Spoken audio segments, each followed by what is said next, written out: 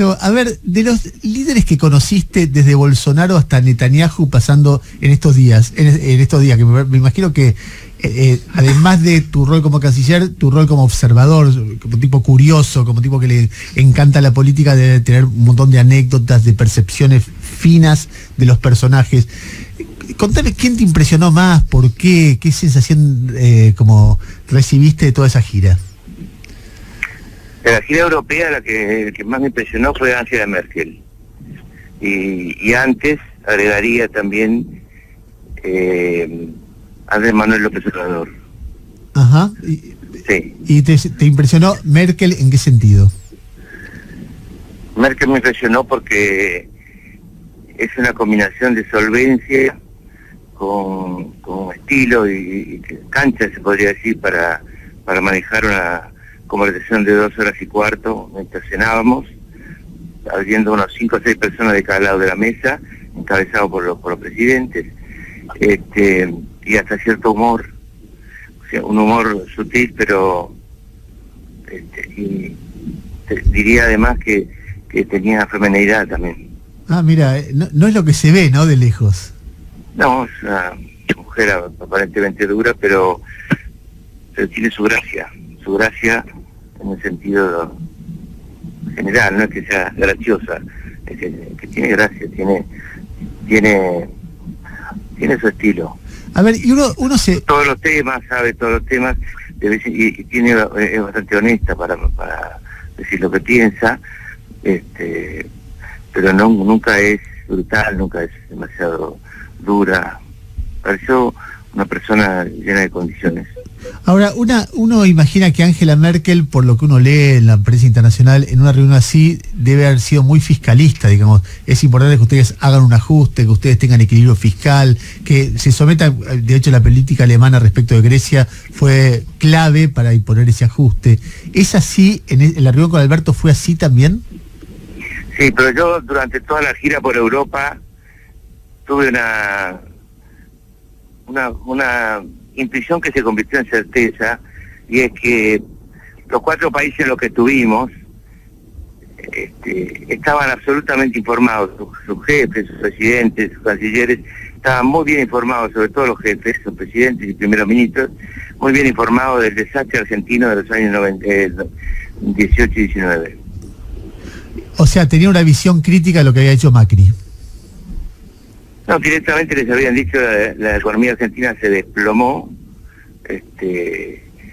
las importaciones se cayeron abruptamente, pues es lo primero que mira, y nos importan desde acá o no, se caen abruptamente por una recesión enorme.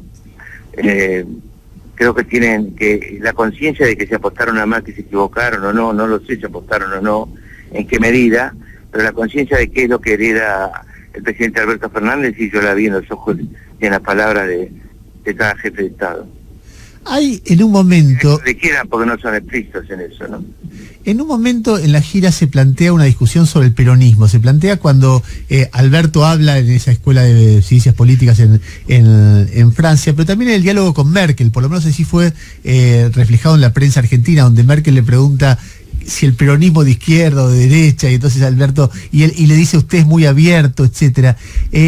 ¿Fue realmente así? Es decir, los líderes europeos hacen esa pregunta que uno recibe en el exterior todo el tiempo al que le interesa la política. Che, ¿pero qué es el peronismo? ¿Aparece ese tema de desconfianza, de incertidumbre respecto de no sabemos para dónde agarra?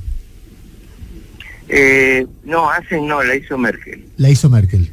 Sí, la hizo Merkel, como tanteando a ver cómo es su peronismo, cómo es el peronismo, cómo describía el peronismo, su peronismo presidente, y tratando de entender los vaivenes y los cambios, y tratamos de, Alberto Fernández, el presidente, trató de explicarle que aparecíamos cuando los demás hacían desastres, y que la mejor definición podía ser un movimiento de supervivencia nacional.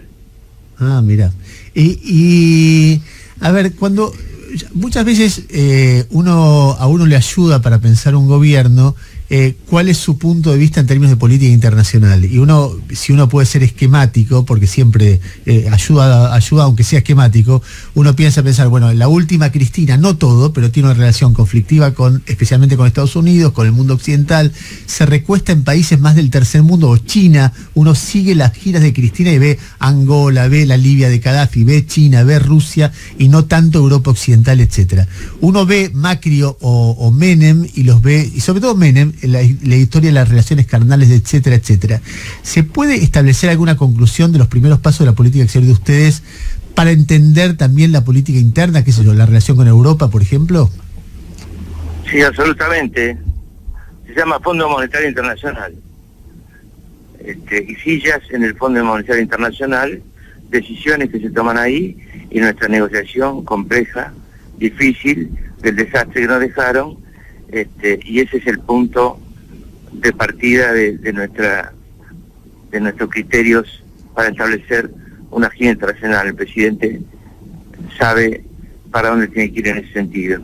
Además hay una vocación europeísta marcada en el estilo del presidente Alberto Fernández. O sea, es una mezcla de convicción y de necesidad, no es solo necesidad. No, pero primero la necesidad.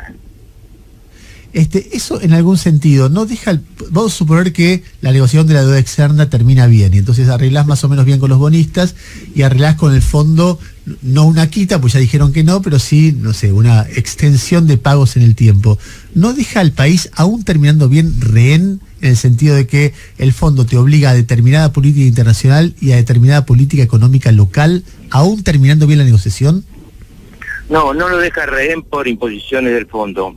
En todo caso lo deja limitado por la enorme cantidad de intereses que hay que pagar, aun cuando nosotros tengamos el mejor acuerdo. Igual va a tener que pagar intereses a Argentina por mucho tiempo, y capital llegado el momento, por mucho tiempo, porque es el fondo y el bonista, ¿no es cierto? Felipe, Bolsonaro. Deudas, y eso nos va a limitar durante mucho tiempo en muchas cosas.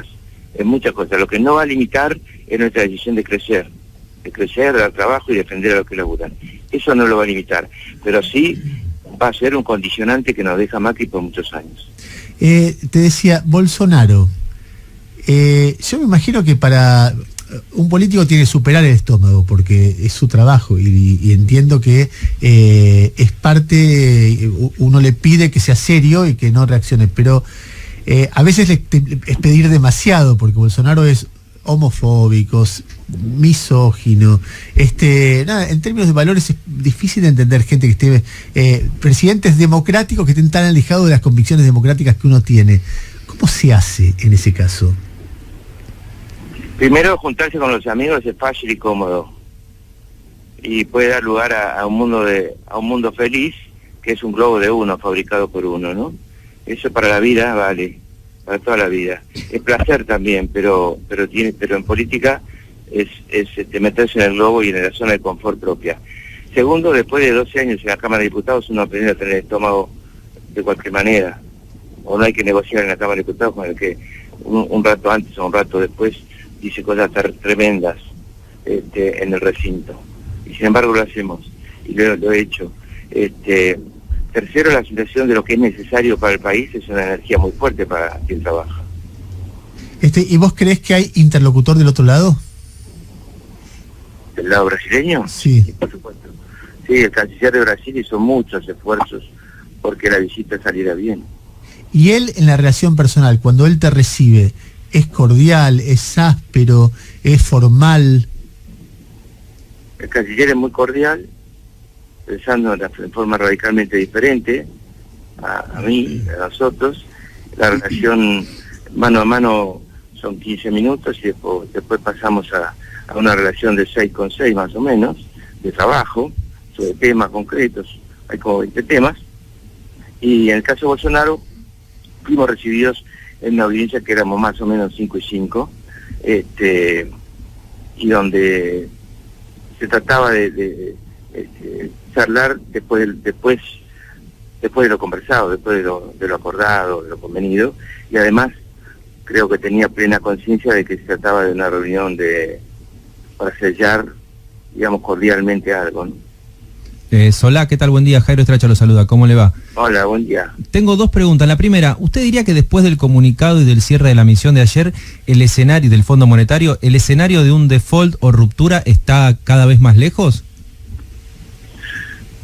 No lo sé porque la negociación ha comenzado, pero ha comenzado de la manera que el presidente y el ministro Martín Guzmán querían, que era que reconociera el fondo la insolvencia de Argentina para hacer sostenible la deuda en los términos en que está escrita. Ese era el primer paso, eso es lo que buscábamos. Tuvimos esa reunión el 4 de enero en Olivos, donde se dijo, vamos buscando eso, mientras no tengamos eso, no podremos avanzar. Estoy hablando del vamos, pero el que lo hace es el presidente con su ministro. Nosotros somos espectadores y lo ayudamos en lo que podemos, en las giras, en armar la política exterior, etcétera. Y lo conseguimos ayer. Se lo preguntaba porque la otra mirada que uno escucha es, bueno, si se pudre todo, si no hay acuerdo o con el fondo o con los acreedores, hay que buscar políticamente en el mundo otros aliados. Y enseguida aparece, bueno, algún crédito con China, algún impulso con Rusia. ¿Eso está en la mesa de tengamos diálogo con otras potencias por si esta vía se complica? Si estuviera no se lo diría. O sea, está, obviamente. No, quiero decir, si estuviera en serio, porque el dicho así, con todo respeto, es lo que se puede decir en un bar. Bueno, no conviene ir para aquel lado, para allá. El tema es, si lo que usted llama plan B anda por ahí, no lo vamos a comentar. En segundo lugar, estamos jugando en serio y fuerte a plan A. Felipe, por último... Plan A es Argentina quiere pagar la deuda. Argentina no quiere un nuevo default. Es el centro del objetivo del plan A. Y para eso Argentina necesita crecer. Felipe, te decía, por último, te hago una pregunta de política interna que tiene que ver con la gira. Cuando en esa charla que tienes sobre el peronismo ahí en Francia, en un momento Alberto dice, hay tres formas de entender la administración pública. Una es la revolucionaria, que es cambiar todo de cuajo, otra es la conservadora, que es no cambiar nada, y otra es cambiar dentro del esquema en el que está. Eso es el reformismo y yo soy reformista. Esa definición, que me parece que es muy fuerte como autodescripción del presidente, se expresa en muchas cuestiones que son que uno asocia con la palabra moderación. Moderación en la negociación con la deuda, en la negociación con Europa, en la política económica, en la política con los medios, en las relaciones personales. Hay una cosa de moderación muy fuerte, como muy acentuada. Después de años en las que el kirchnerismo, no vos porque vos no estabas, porque eras también un moderado, tenía una visión que no era moderada, era la visión de la grieta, de la confrontación, de la pelea, de la denuncia de los enemigos, de los medios, etcétera. ¿Crees que la política de moderación de Alberto Fernández es comprendida por todo el kirchnerismo o crees que hay resistencias de gente que extraña aquellas antiguas batallas? Puede ser que haya resistencia, pero es aceptada. Se pare donde se pare alguien que nos apoya, sabe la situación de la Argentina, sabe los peligros, y sabe la necesidad de tener un presidente que admito que tiene un estilo moderado, un estilo dialoguista, un estilo moderado, un estilo, podríamos llamar socialdemócrata, por decirlo a la antigua, pero que tiene firmeza. Es un presidente muy firme, ojo, que moderación no es ser blandengue. Y si tuvieras que decir, a ver, ¿en qué es firme? O esas cosas que vos decís, es firme, esto no se negocia, ¿qué es? Es firme en derechos humanos, es firme en cuestiones económicas, lo he visto impartir instrucciones firmes, más allá de la negociación y de todo lo demás, hasta aquí llegamos, esto sí, esto no. Es firme con respecto a nuestra identidad, mantener nuestra identidad y nuestra independencia frente a conflictos como Venezuela, Bolivia, ¿no es cierto? Es firme, por ejemplo, en que Argentina debe, no debe poner ninguna traba en que el presidente Piñera termine su mandato de una manera democrática, cumpliendo con todas las obligaciones, más allá de los problemas que tenga.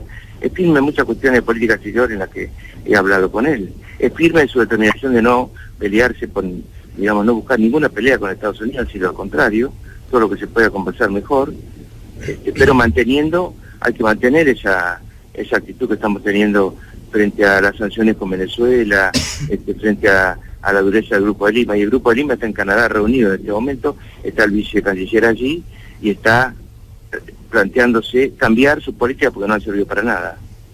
¿Y cambiar la política de Venezuela hacia dónde? ¿Perdón?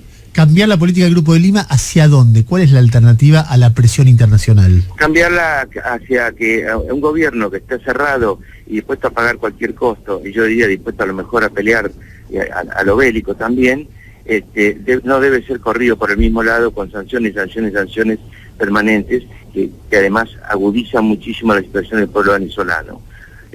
Firmeza en eso, firmeza en que si hay elecciones puedan votar los extranjeros que se han ido, los exiliados, que nosotros defendemos eso, que nos parece muy importante, y firmeza en que la salida es democrática y que no hay salida sin negociación, y no hay negociación con bloqueos y sanciones.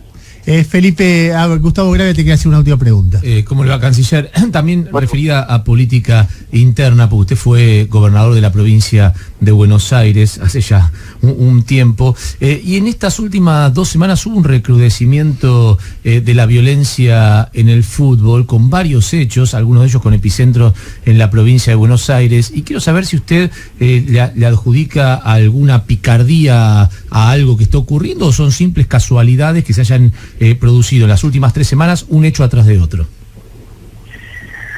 No puedo decir que sean picardías, no tengo ningún elemento para decirlo. A veces las picardías no pasan de la interna de un club, y no tienen la suficiente altura como para tener más pretensiones que el poder en un club. Lo que sí creo es que el organismo nacional y los organismos provinciales, sobre todo en la provincia de Buenos Aires, que tenemos campeonato conjunto, tienen que ajustar todo lo posible las clavijas. Esa es mi experiencia. Las clavijas con las barras. Felipe, te agradezco la diferencia de atendernos y... Que no tengan un minuto de respiro, ¿está claro? Está claro. Y seguiremos conversando. Muchas gracias, Chao, está bien. Era Felipe Solá, ministro de Relaciones Exteriores, canciller de la República Argentina. Simplemente 30 segundos que nos quedan de tiempo antes de empezar a morfar barato, porque está Pietro Sorba con nosotros, decir que la producción está haciendo un esfuerzo enorme para que todos los días tengamos notas de fondo.